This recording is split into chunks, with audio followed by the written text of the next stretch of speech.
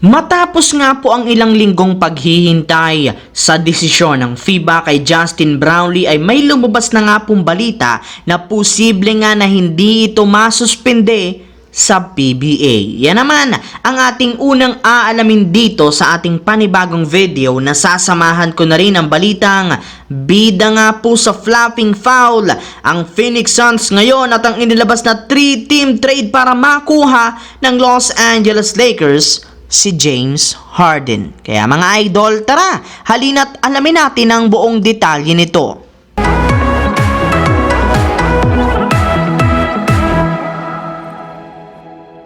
Ayon nga po mga idol sa naging pahayag ng head coach ng Barangay Ginebra na si Coach Tim Cone sa media, ngayong linggo na nga po ilalabas ng FIBA ang kanilang desisyon kay Justin Brownlee matapos itong magpositibo sa pinagbabawal na gamot sa Asian Games. Sa ngayon, hindi pa nila alam kung anong saktong parusa ang ibibigay ng FIBA sa kanilang import. Ngunit tinutulungan rin naman nga po ng SBP at SMC Group si Justin Brownlee sa kanyang hinaharap ngayon na suspensyon. Ayon nga po kay PBA Commissioner Willie Marshall, kung siya nga daw po ang masusunod, hindi niya sususpindihin si Brownlee sa PBA, gayong alam rin naman nga po nito na hindi masama ang ginawa niya, gayong ginagamit rin naman nga po ni Brownlee ang pinagbabawal na gamot para mapagaling ang natamo nitong injury, kaya wala nga po siyang rason para suspindihin ito. Yes mga idol, todo suporta nga po ang PBA kay Brownlee, gayong mas gusto pa rin naman nila na makapaglaro pa rin ito sa Commissioner's Cup. Samantala, pumunta naman tayo sa ating pangalawang story ngayon sa balitang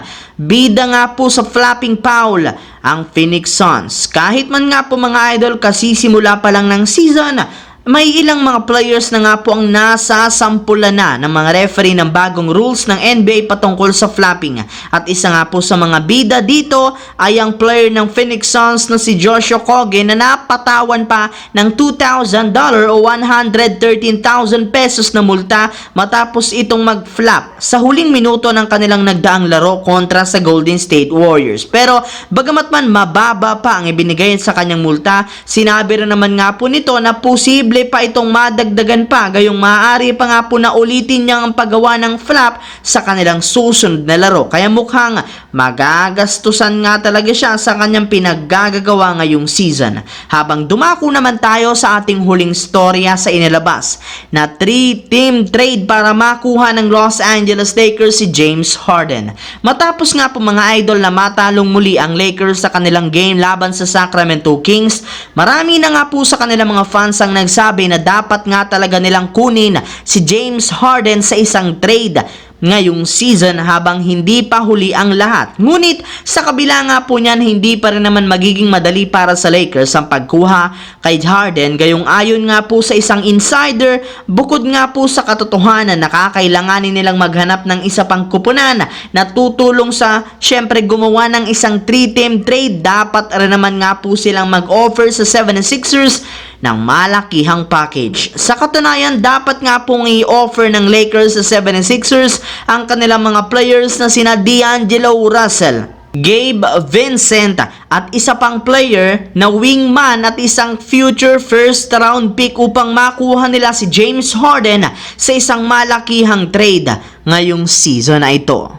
Ang videong ito mga idol ay hatid sa inyo ng Aurora Game, isang play-to-earn mobile app na kung saan pwede kang kumita habang nag-e-enjoy ka. Maraming mga games dito mga idol gaya ng Color Game na alam kong siguradong mananalo kayo, Dragon versus Tiger na simple lang pipili ka lang kung Dragon ba o Tiger ang mananalo. Meron ding Toss a Coin na alam kong alam nyo na at marami pang iba. Sobrang dali lang mag-register, gamit lang ang iyong mobile number, hintayin ang verification code at gumawa ng password. Madali lang din mag-cash in at pag panalo, cash out agad gamit ang iyong GCash account. Kaya ano pang hinihintay nyo mga idol?